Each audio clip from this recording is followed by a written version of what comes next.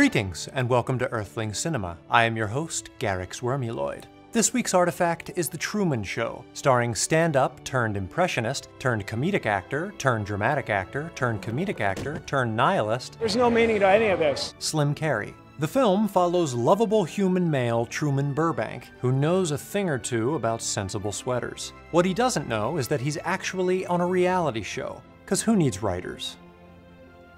Line! His town is a movie set. His town is a movie set, and keeping with Hollywood tradition, everyone is fake. Freaking up this freak show is tortured artist Christopher, tortured because he wears a beret. To ensure Truman doesn't get any crazy ideas, like swimming, he makes Truman's dad drink too much. Flash forward to the college years season where Truman falls for a sexy librarian actress, and after some flirtatious running, she tells him those three little words every guy wants to hear. Everything's a lie. It's fake. It's all for you. Before Truman can say, yeah, I love you too, production intervenes and whisks her away to the H2O company Fiji. Fiji. We're moving to Fiji. Inconsolable beyond words, Truman marries the next person he sees. But Truman can't get her out of his head, so Christopher tries birdmanning him and it only makes things worse. I'm not really sure how it could have helped. Truman starts noticing that his dead dad looks a lot like the town's only homeless guy, and more alarmingly, that someone has canceled his Sirius XM.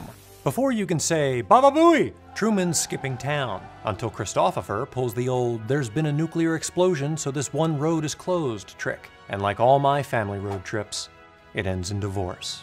So Truman does his best Saddam impression and hides. When the network can't find him, they start a human hunt, cut transmission, and air reruns of technical difficulties. Christopher loses his ship, but immediately finds Truman on it. He makes it rain, if you catch my drift. Since HBO still holds the rights to violent death, they stop the storm and Truman breaks the fourth wall. Truman tries to punch his way through for a hot sec, but gives up and goes for the fire exit instead. But Christopher has another trick up his sleeve, namely a Samsung Galaxy Note. He fires up the PA system that's been there the whole time, I can hear you, and asks Truman back for 6 more seasons in a movie. But Truman's agents are sharks, and that's just the nature of the biz.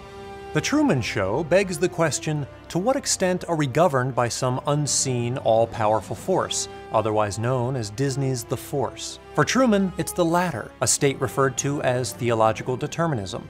But why you gotta put a label on things? Every aspect of Truman's life, from what he eats and wears, is controlled by Christopher. In fact, Christopher's name is a variation on Christ, as in Jesus Christ. Yeah, that Christ.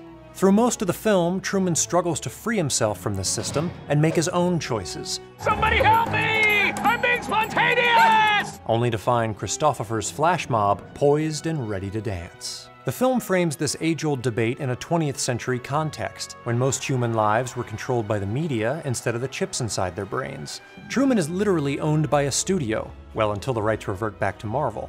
His last name, Burbank, is a nod to the Californian city where the Warner Bros. Used to do keg stands. As we watch Truman get ushered from product to product by subtle advertising, we can't help but notice the same attempts by the media to groom our decisions.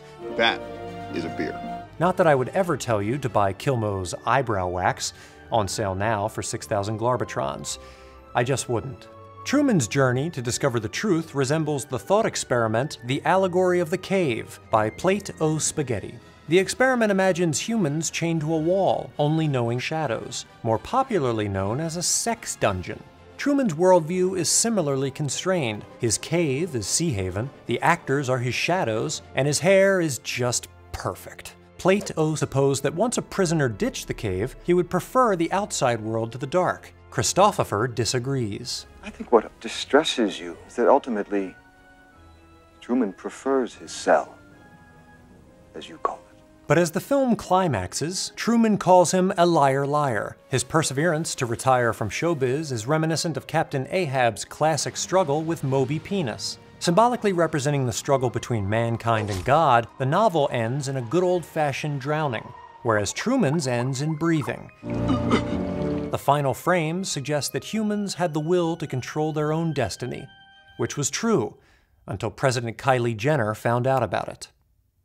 For Earthling Cinema, I'm Garrix Wormuloid. And in case I don't see you, good afternoon, good solstice, and good night.